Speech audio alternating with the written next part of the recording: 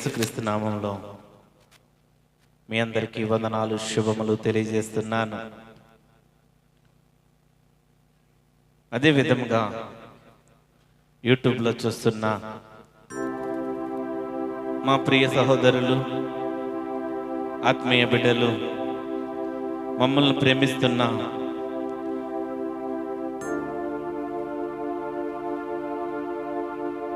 దేవుని విశ్వాసులు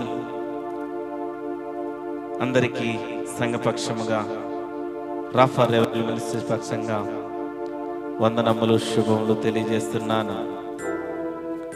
ఈ దినమున కొద్ది నిమిషాలు మనం దేవుని వాక్యాన్ని ధ్యానిద్దాం. దేవుని వాక్యాన్ని కొద్ది నిమిషాలు మనం బైబిల్ గ్రంథంలో నుండి చూద్దాం.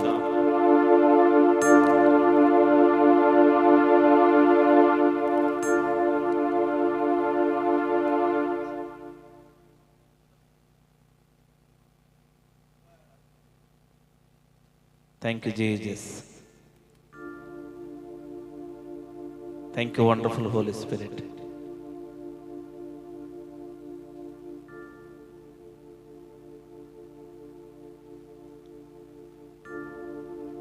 ఈ చివరి మాసము డిసెంబర్ నెలలో దేవుని బిడ్డలు, ఆత్మీయ విశ్వాసులు, ప్రపంచంలో ఉన్న అనేక మంది క్రిస్మస్ను సంతోషముగా చేసుకుంటూ ఆ దేవుడిని ఆరాధిస్తూ దేవుణ్ణి మహిమపరుస్తూ ఉంటారు. యేసు ప్రభు జన్మించుట ద్వారా లోకానికి కలిగినదేమిటి? యేసు క్రీస్తు ప్రభువు జన్మించుట ద్వారా లోకానికి ఏమి వచ్చింది? ఆయన ఏమి తీసుకొచ్చాడు? యేసుక్రీస్తు జన్మించుట ద్వారా లోకముకు వెలుగు ఏ విధంగా వచ్చింది? ఆ వెలుగేంటి? ఎవరిని ఆ వెలుగులోకి తీసుకువెళ్ళాలని దేవుడు ఆశపడుతున్నాడో కొద్ది నిమిషాలు మనం బైబిల్ గ్రంథంలోంచి చూద్దాం. యేసు ప్రభు జన్మించుట ద్వారా లూకా సువార్త 2వ అధ్యాయము 9వ వచనంలో మనం చూస్తే, ప్రభువు దూత వారి యొద్దకు వచ్చి నిలిచెను. ప్రభువు మహిమ వారి చుట్టూ ప్రకాశించినందున వారు మిక్కిలి భయపడిరి. ఇక్కడ యేసుక్రీస్తు ప్రభువు జన్మించుట ద్వారా ఏమొచ్చిందంటే లోకానికి వెలుగు వచ్చింది. ప్రభువు మహిమ వారి చుట్టూ ప్రకాశించినందున, ప్రభువు మహిమ అంటే అక్కడ వెలుగు. యేసుక్రీస్తు ప్రభు పుట్టినప్పుడు, యేసుక్రీస్తు జన్మించినప్పుడు ఆ లోకమంతా కూడా మహిమ తన చుట్టూ ప్రకాశించింది. ఆ మహిమ ఏంటంటే వెలుగు. ఒక వెలుగు వచ్చింది ఆ ప్రజలందరి చుట్టూ. ప్రజలు చూడడానికి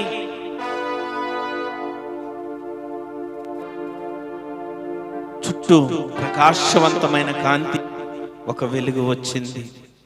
ఒక వెలుగు వచ్చింది. యేసుక్రీస్తు ప్రభు జన్మించుట ద్వారా వెలుగు వచ్చింది. ఈనాటి అంశంలోని ప్రాముఖ్యమైన మొదటి అంశం చూద్దాం.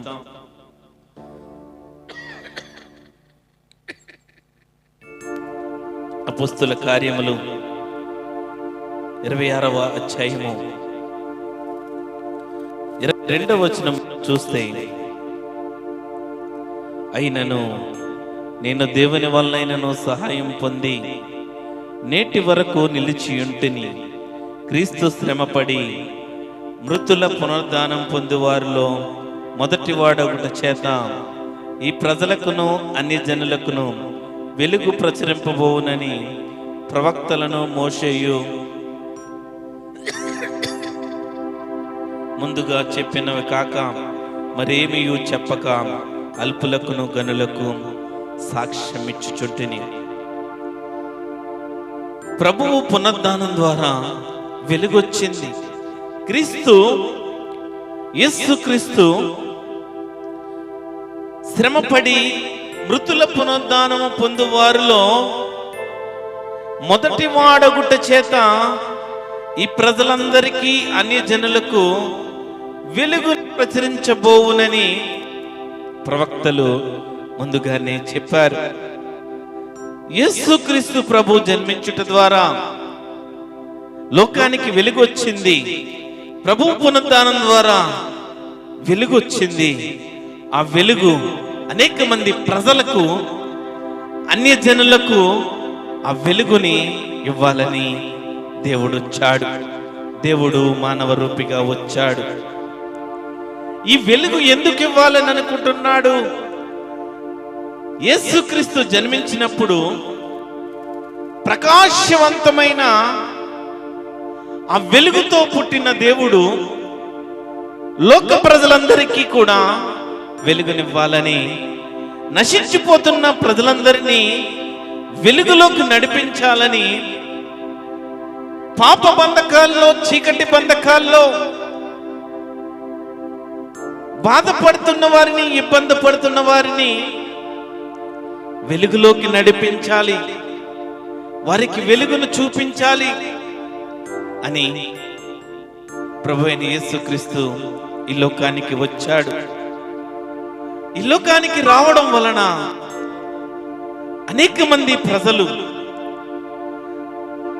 తాను ఎప్పుడైతే మానవ రూపిగా ఈ లోకానికి వచ్చాడో అనేక మంది యేసుక్రీస్తు పుట్టాడు, యేసుక్రీస్తు ఈ లోకానికి వెలుగు తెచ్చాడని అక్కడ అనేక మంది యేసుక్రీస్తు గురించి ప్రకటించారు.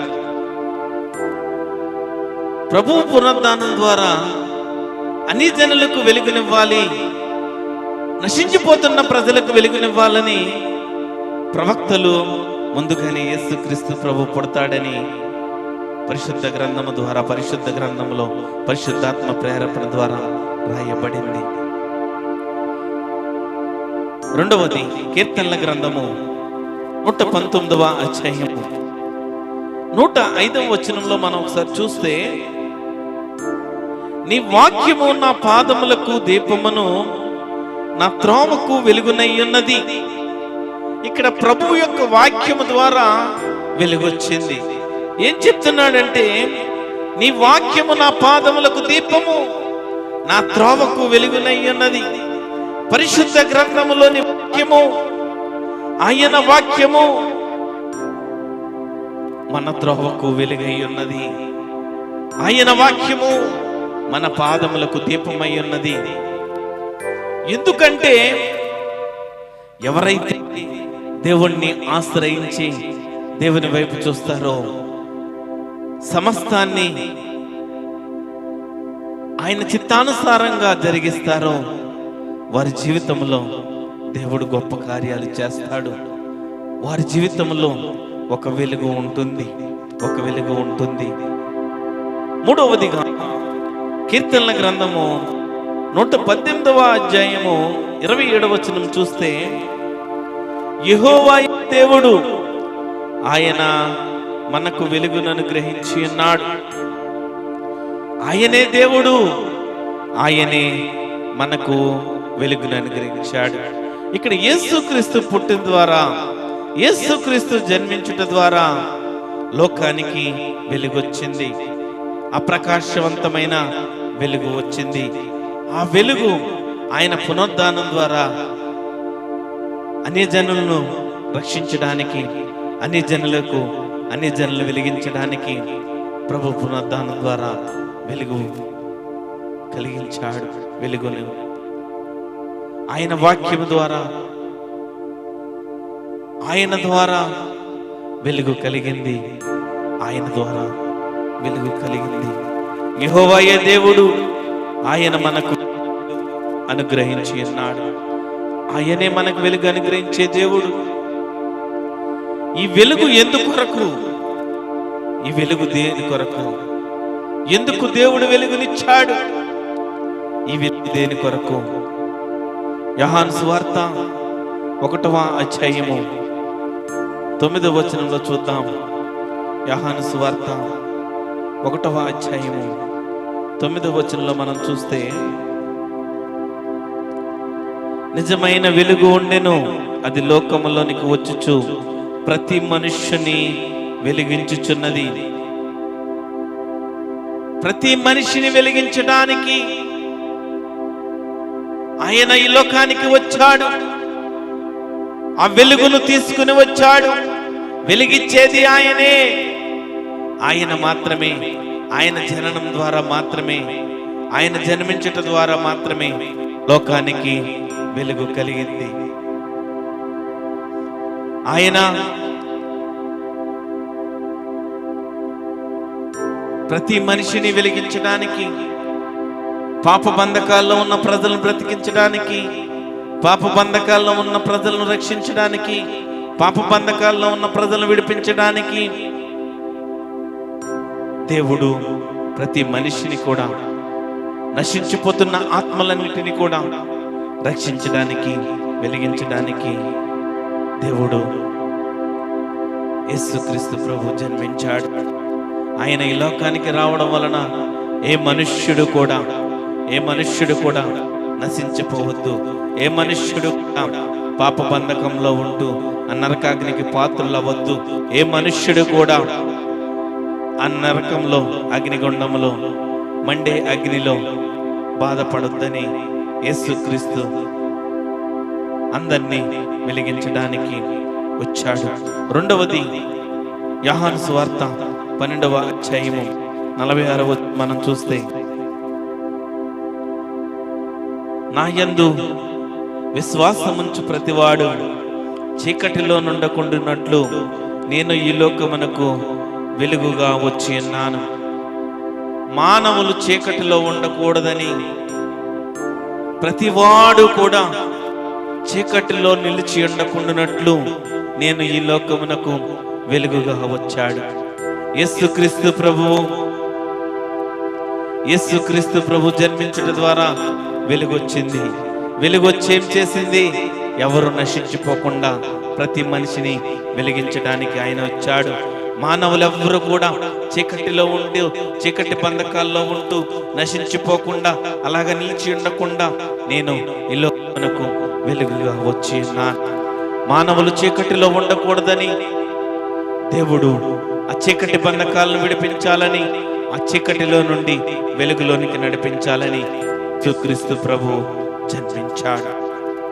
యేసుక్రీస్తు జన్మించడం ద్వారా లోకానికి ఏమొచ్చిందంటే వెలుగొచ్చింది. ఆయన ప్రతి మనిషిని రక్షించడానికి వచ్చాడు. యోహాను సువార్త 12వ అధ్యాయము 36వ వచనంలో చూస్తే, మీరు వెలుగు సంబంధులగునట్లు మీకు వెలుగుండగానే వెలుగునందు విశ్వాసముంచునని వారితో చెప్పెను. మానవులు వెలుగు సంబంధులుగా ఉండాలని, మనుష్యులు వెలుగు సంబంధులుగా ఉండాలని ఆశపడ్డాడు. వారికి అక్కడ చెప్పాడు, వెలుగుండగానే వెలుగునందు విశ్వాసముంచుడని వారితో చెప్తున్నాడు. ఆయన వెలిగించడానికి వచ్చాడు. ఆయన వెలుగును తీసుకొచ్చాడు. ఆయనే వెలుగుకు కర్త. ఆయనే సమస్తానికి కారకుడు. మానవులు వెలుగుగా సంబంధులుగా ఉండాలని ఆయన యేసుక్రీస్తు ప్రభు ఈ లోకానికి ఏమిచ్చాడంటే, మానవులందరూ కూడా వెలుగు సంబంధులుగా ఉండాలి.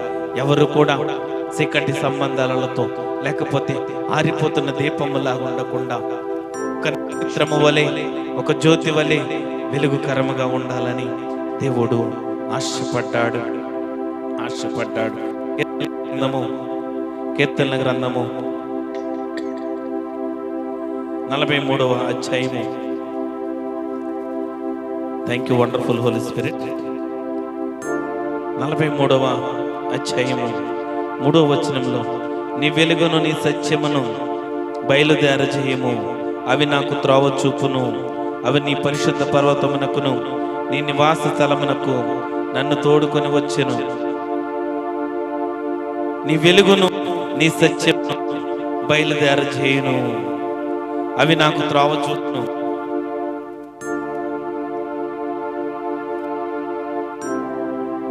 ఈ వెలుగు పరిశుద్ధ పర్వతమునకు తోడుకొని పోవును. అవి నీ పరిశుద్ధ పర్వతమునకు నీ నివాస స్థలమునకును నన్ను తోడుకొని వచ్చెను. వెలుగు సత్యము అవే మనకు త్రోవ చూపేవి. వెలుగు సత్యాన్ని ఇచ్చేది ఆయనే, సత్యములోకి నడిపించేది ఆయనే, వెలిగిచ్చేది ఆయనే. ఈ వెలుగు ఎందుకు అంటే 4 విషయాలు చెప్పాను. ప్రతి మనిషిని వెలిగించడానికి మానవులు చీకటిలో ఉండకూడదని, మానవులు వెలుగు సంబంధులుగా ఉండాలని ఈ వెలుగు పరిశుద్ధ పర్వతమునకు తోడుకోపో. ఎవరిలో ఉండదు, ఎవరిలో వెలుగుండదు, ఎవరిలో వెలుగుండదంటే యోహాను సువార్త 3వ అధ్యాయము, యోహాను సువార్త 3వ అధ్యాయం, యోహాను సువార్త 3వ అధ్యాయము 20వ వచనం మనం చూస్తే, దుష్కార్యము చేయి ప్రతివాడు వెలుగును ద్వేషించును, తన క్రియలు దుష్క్రియలుగా కనపడుకున్నట్లు వెలుగునొద్దకు రాడు. దుష్కార్యములు చేయడం అంటే పాప బంధకాల్లో జీవించడం, పాపములు చేయడం. దుష్కార్యము చేయ వారిలో వెలుగుండదు. వారు ఎల్లప్పుడూ కూడా పాప జీవితాన్ని అనుభవిస్తూ ఆ పాప బంధకంలో ఉంటారు. వారు వెలుగులోని ఉండరు. ఎవరు వెలుగులో ఉండరంటే దుష్కార్యము చేయి వారిలో వెలుగుండదు, పాపములు చేసే వారిలో వెలుగుండదు. 2వ యోహాను సువార్త 3వ అధ్యాయం 19వ వచనంలో, వెలుగు లోకములోనికి వచ్చెను కానీ తన క్రియలు చెడ్డవైనందున మనుష్యులు వెలుగును ప్రేమింపగా చీకటిని ప్రేమించారు. చెడ్డ క్రియలు ఉన్న వారిలో వెలుగుండదు, చెడ్డ క్రియలు ఉన్న వారిలో వెలుగుండదు. కార్యము చేయవారిలో వెలుగుండదు, చెడ్డ క్రియలు వెలుగుండదు. మత్తయి సువార్త 6వ అధ్యాయము 23వ వచనంలో మనం చూస్తే,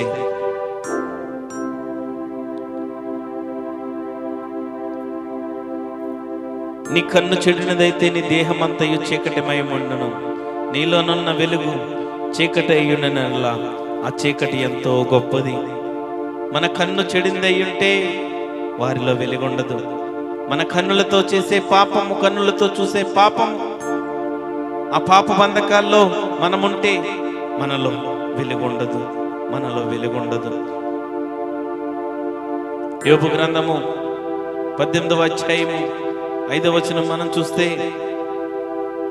భక్తిహీనుల దీపము ఆర్పివేయబడును, వారి అగ్నిజాలలో ప్రకాశింపకపోవను, వారి గుడారంలో వెలుగు అంధకారమగును, వారి యొద్దనున్న ద్వీపము ఆరిపోవును. భక్తిహీనుల గుడారంలో వెలుగుండదు, భక్తిహీనుల గుడారంలో వెలుగుండదు. భక్తిని, నీ భక్తి ఏ విధంగా ఉన్నదో ఒకసారి ఆలోచన చేసుకో. ఎందుకంటే భక్తిహీనుల గుడారంలో వెలుగుండదు, భక్తిహీనుల గుడారంలో వెలుగుండదు. చివరిగా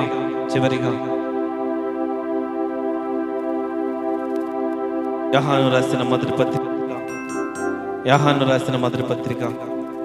2వ అధ్యాయము, యోహాను రాసిన మొదటి పత్రిక 2వ అధ్యాయము 9వ వచనంలో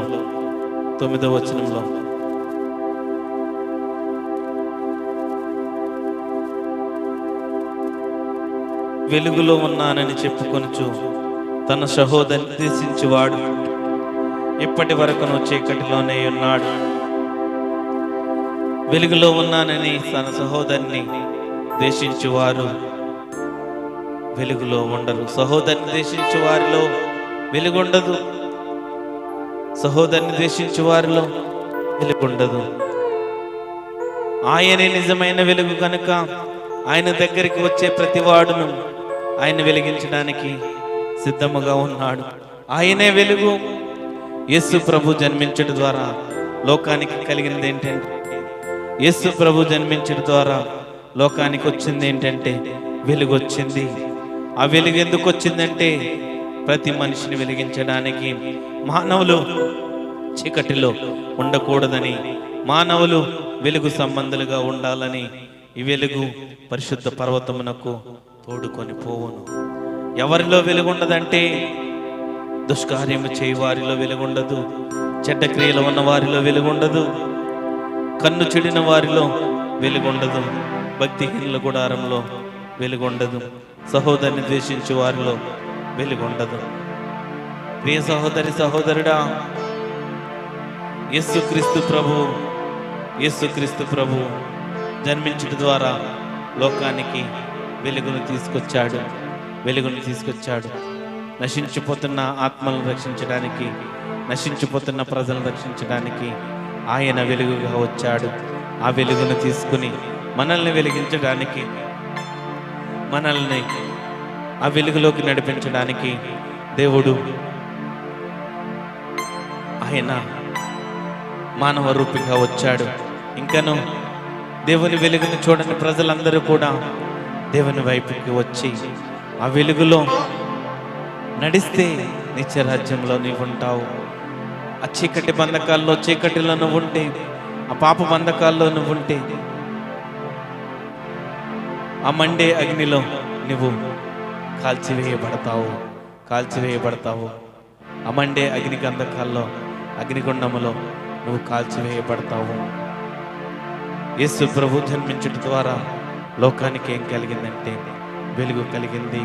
మనల్ని వెలిగించడానికి ఆయన వచ్చాడు. ఇంకా ఎవరైతే దేవుని తెలుసుకోలేదో, ఇంకా దేవుని యందు విశ్వాసం ఉంచక నీ భక్తి జీవితాన్ని సరి చేసుకోకుండా పాపపు జీవితంలో ఉంటే ఒకసారి ఆలోచన చేసుకొని నీ కొరకు వెలుగు తెచ్చిన దేవుని కొరకు, నీ కొరకు వెలుగునిచ్చిన దేవుని కొరకు నువ్వేం ఇవ్వగలుగుతున్నావు? నువ్వేం చేయగలుగుతున్నావు? ఏం చేయగలుగుతున్నావు? ఒకసారి ఆలోచన చేసుకో. ఆయన లోకానికి వెలుగు తెచ్చాడు. నిన్ను వెలుగుకరముగా చేయడానికి వచ్చాడు, నిన్ను వెలిగించడానికి వచ్చాడు. ఆ గొప్ప దేవుడు ఇంకను మనలను ఆ వెలుగులోకి అనేక మందికి ఆశీర్వాదకరముగా ఉండడానికి, అనేక ప్రజలను వెలుగుకరముగా చేయడానికి, నశించిపోతున్న ఆత్మను రక్షించడానికి మనల్ని ఒక సాధనములాగా, ఒక పనిముట్టులాగా, ఒక పరిచారకుల్లాగా, ఒక సువార్థికుల్లాగా పరిశుద్ధాత్మ దేవుడు మనల్ని వాడుకున్నట్లు సహాయం చేయనుగాక. ఆమేన్, ఆమేన్. కృప కలిగిన దేవా, చేయగల తండ్రి, నీ బంగారు పాదాలకు వెళ్ళని వందనాలు, స్తోత్రాలు తండ్రి. నిన్న నేడు ఏకరీతిగా ఉన్న దేవా, నీకే వందనాలు, స్తోత్రాలు తండ్రి. ఆశ్చర్యకరుడువు, అద్భుతకరుడువు దేవా, నీకే వందనాలు, స్తోత్రాలు తండ్రి. దేవా, ఈ క్రిస్మస్ నెలలో అనేక చోట్ల క్రిస్మస్ ఆరాధనలు జరుగుతున్నాయి. అందుని బట్టి నీకు స్తోత్రాలు, వందనాలు తండ్రి. దేవా, అనేక మంది రక్షించబడ్డానికి, అనేక మంది దీవించబడ్డానికి మీరు కృప చూపిస్తున్నారు. అందుని బట్టి నీకు వందనాలు, స్తోత్రాలు తండ్రి. దేవా, ప్రపంచం నలుమూలలా కూడా ఈ క్రిస్మస్ ఆరాధనలో నీకు మహిమకరముగా జరిగించుటకు, నీకు మహిమకరముగా ఘనముగా ఉండడానికి మీరే కృప చూపించండి, సాయం చేయండి దేవా. నీకు వందనాలు, స్తోత్రాలు చెల్లిస్తున్నాను తండ్రి. సంఘాన్ని మీ చేతులకు అప్పగిస్తున్నాను. రాఫర్ రివైవల్మెంట్స్ని ఇంకా బలపరచండి, పరిచయం దీవించండి, ఆశీర్వదించండి దేవా. మీరే కృప చూపించమని, సహాయం చేయమని దేవా. ఈ కూడికంతటిని ఆయన మీరు మహిమకరంగా ఘనంగా జరిపించుకున్నందుకు నీకే వందనాలు, స్తోత్రాలు తెలియజేస్తూ నజరేయుడైన యేసుక్రీస్తు నామములో ప్రార్థన చేస్తున్నాను తండ్రి.